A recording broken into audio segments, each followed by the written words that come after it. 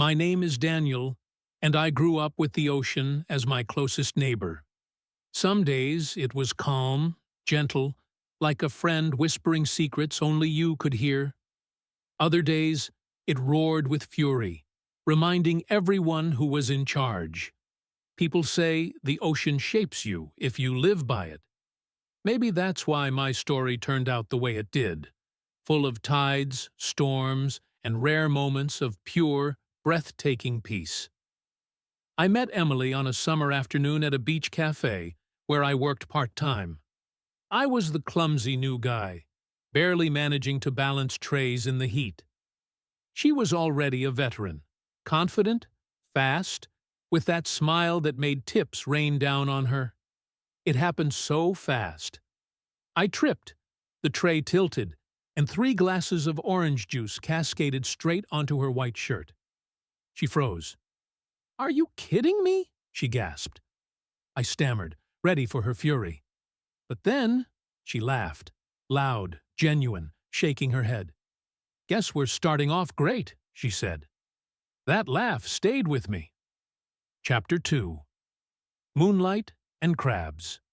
It didn't take long for us to become friends, or at least something pretending to be friendship. We'd finish late shifts and wander the shoreline barefoot, chasing little crabs hiding in the sand. She'd balance on rocks as if daring the waves to swallow her whole. One night, sitting on the squeaky old bike we shared, she said, "I want to leave this place, Daniel. I don't want to spend my life serving fries to tourists. I want cities, lights, something bigger." I looked at her profile, lit by the moon, and thought, my dream is right here beside me. But I didn't say it. I just pedaled, letting the bike groan under us. Summer ended, but we didn't. Fate, or something like it, pulled us both to the same city for college. We rented a single room that barely fit 2 people. The ceiling leaked when it rained. We fought over space. We ate noodles 3 times a day. But we also laughed until dawn, whispered secrets under thin blankets, and made plans about a future that felt like it would last forever. Emily wrote poems late into the night, her pen scratching against cheap paper. "Read me one," I'd say. She'd roll her eyes, but then, softly, her words would spill out, sad, beautiful, raw. I didn't tell her that every time she read aloud, I fell deeper. It started small. She began going out more, parties, readings, galleries. She thrived under neon lights, while I preferred the quiet of our little room. One evening, she came home, glowing. "I met this writer tonight," she said, excitement rushing in her voice. "He said my poems had fire, Daniel. Fire!" I smiled, but something inside me ached. She was chasing sparks while I was holding on to steady flames. Weeks passed, and the distance grew. We argued more, about money, about time, about nothing at all. But beneath it all, the truth pulsed. We were becoming 2 different tides. It was raining the night everything broke. "You don't get me, Daniel." Emily's voice cracked as tears streaked her face. "You want everything safe, predictable. That's not me. I can't breathe like this." "And what do you even want?" I shouted back. "You're running in circles, chasing something you can't even name."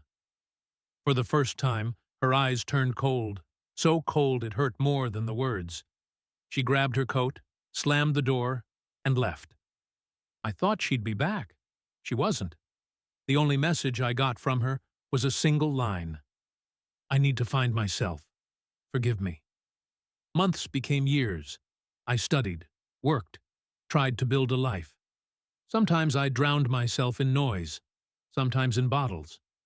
But no matter what, the ocean whispered her name back to me. I returned home eventually, to the coast where it all began.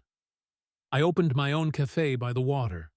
Life was quieter, steadier, the kind of life I once wanted. And yet, something was missing. It happened on a late summer evening. The horizon glowed orange, waves crashing softly. I stepped outside my cafe, and there she was, standing barefoot in the sand, staring at the sea. Emily. She turned, and for a moment, time folded. She was older, stronger, with new lines of experience etched into her face. But it was her. We stood in silence for 10 whole minutes before she finally spoke. "I searched everywhere, Daniel," she whispered. "Everywhere. And you know what I found?" "What?" My voice nearly broke. "Myself. But without you, I'm still not whole." The ocean roared behind us, listening like it always had. Did we fall back into each other's arms that night? Did we rebuild what was broken? I won't answer that. Because love doesn't always follow the stories we expect. Sometimes it ends with rings and houses. Sometimes with silence and distance. And sometimes it lingers, like the tide. Coming, going, returning, vanishing.